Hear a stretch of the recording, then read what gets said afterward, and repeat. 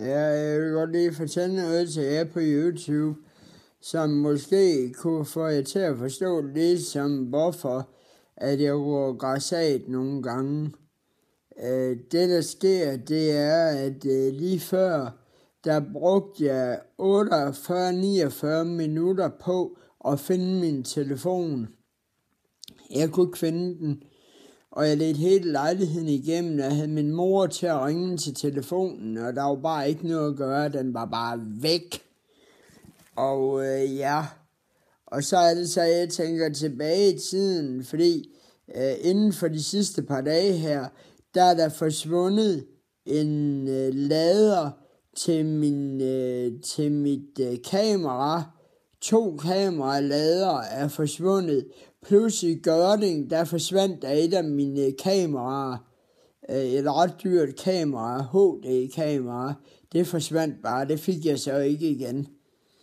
Og jeg tror heller ikke, jeg får de der lader igen. Jeg tror simpelthen, at vedkommende, der har taget dem, nægter at aflevere dem. Så ja, det er selvfølgelig bare lidt ærgerligt. Og så er spørgsmålet, hvad er så fakta her?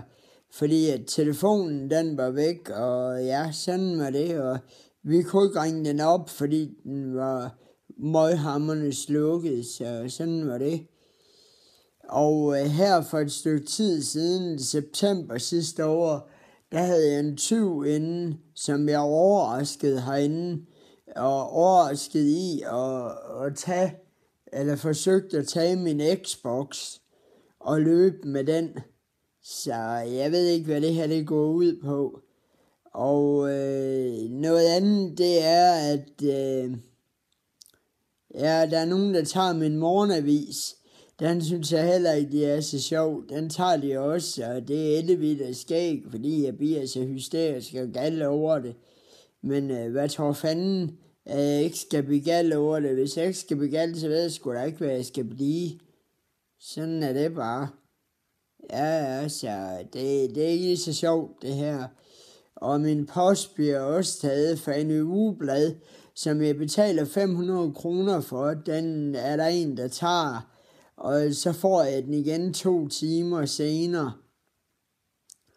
Og så har jeg faktisk, når jeg så får den igen, så har jeg mistet lysten til at læse den.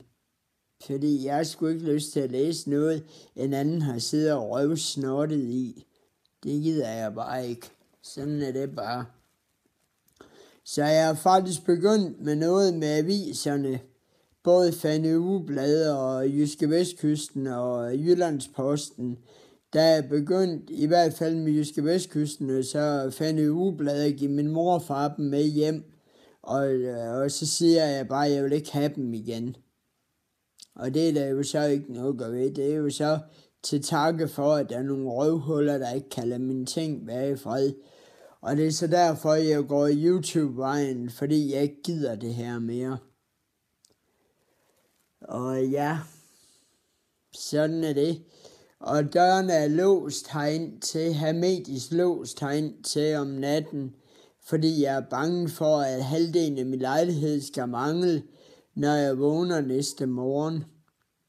Så det er jo selvfølgelig ikke lige så smart, men hvad kan jeg gøre ved det? Ikke en skid. Og ja, jeg har jo også lidt problemer med at sove ordentligt, så ja, jeg får jo ikke sovet ordentligt. Jeg ligger halvvejs vågen og halvvejs drømmer, og det gør jeg indtil 3-4 stykker om natten, og så vågner jeg op klokken 3-4 stykker om natten, eller måske falder jeg i søvn igen. Og så falder jeg så rigtig i søvn og sover til 6:30 om morgenen. Men jeg får jo ikke sovet det, jeg skal altså. Jeg går i seng klokken 9. Og hvad nytte har det? Det har ikke en skid nytte, fordi selvom jeg går i seng klokken 9, så har jeg ikke noget røvidiotisk lort ud af at sove. Fordi jeg skal ligge og holde øje med, kommer der nu en og stjæler mine ting, eller bliver hele lejligheden tømt, og jeg ikke har en skid indhold tilbage næste morgen, når jeg vågner.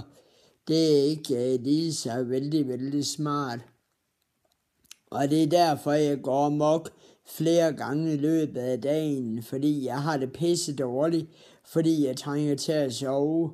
Og det kan jeg jo ikke komme til, så længe de der statiske røvhuller der, de ikke kan holde sig fra mine ting. Ja. Og dørene ud til gangen er låst. Det vil sige, at der er ikke en skid, der kan komme ind og hjælpe mig, hvis der bliver brandalarm her, eller der er en eller anden, der sætter ild til lejligheden, og det ikke er mig, der sætter ild til den. Så har de mig kølfanget i et hav af flammer. Så jeg ved ikke, hvor smart det her det er. Men jeg vil håbe på, at hvis der er en eller anden fra Ungdomsbro, der ser den her video, så vær venlig lige og bid mærke i, at det ikke er sjovt det her. Vær venlig at gøre noget ved det. De kan jo også stjæle tingene op af min postkasse. Det er også beviset. Det siger jo også fra Ungdomsbro, det kan man ikke, men det kan man.